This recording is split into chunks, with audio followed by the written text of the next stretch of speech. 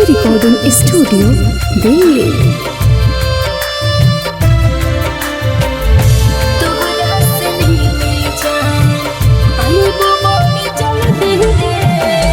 जाहित जो ससुररिया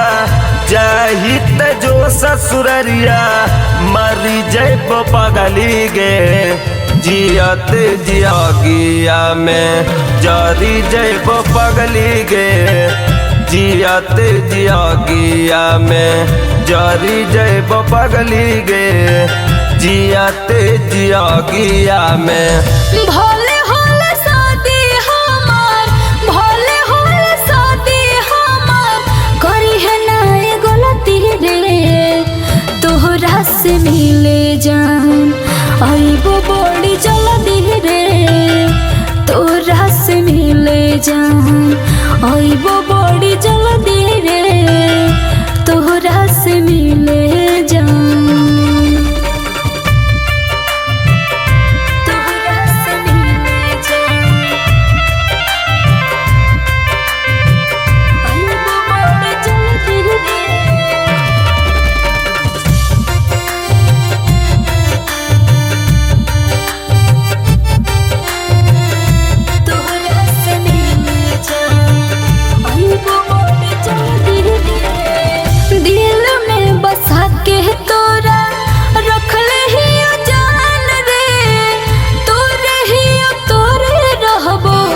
बतिया हमर मान रे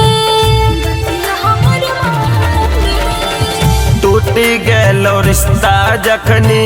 लागे लगलो हल्दी गे जियते जियागिया में मारी जैब पगली गे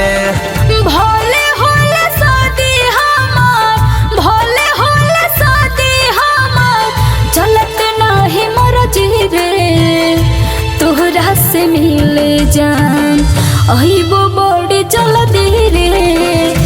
तोहरा से मिले जान आइबो बड़ी जल्दी रे तोहरा से मिले जान तोहरा से मिले जान आइबो बड़ी जल्दी रे तोहरा से मिले जान कृति रिकॉर्डिंग स्टूडियो दिल्ली।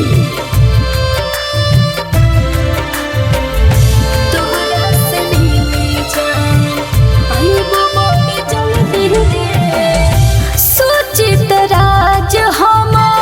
हियो मजबूर रे कुछ दिन तोरा से रहबो हम दूर रे रहबो हम दूर रे सतिया में यादव साथे रिश्ता जोड़ ले गे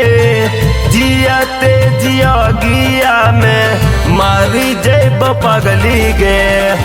भले होले शादी हमार भले होले शादी हमार चलत नाही मोर जीरे तोहरा से मिले जान आइबो बड़ी जल्दी रे तोहरा से मिले जान